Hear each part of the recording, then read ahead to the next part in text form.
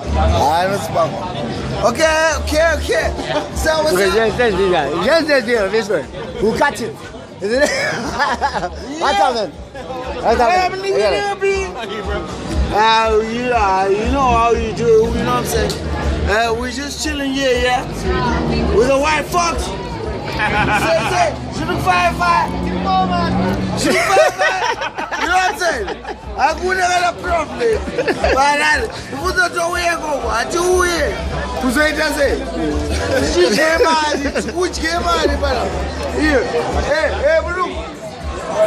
What was the Zvirikufaya? Zvirikufaya. I wouldn't speak Shona. No, but you understand now.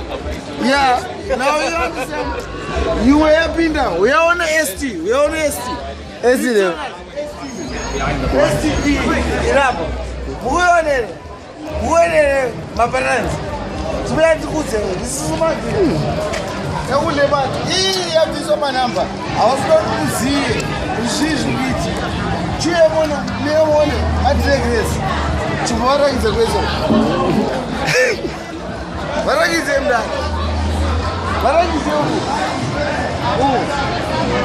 Hold it. Namos akaitas iyo bana unopata momira kana makuru ashitawa iyo uno mdawo akoma hauze Zvirikufaya hauze wakulanda Zvirikufaya Zvirikufaya wena zakuya manje yetu muwamirira ano acho unesibiyo mdani right. Asoko mandiriga. Sitakuita baba. Ndio kunjoina. Kimino Zvirikufaya, Zvirikufaya. Nzwaya. Sitakuita baba. Tuena umda. Toma manyo. Ombo wana moto. Just try me part 2. Part 2. What's up? What's up?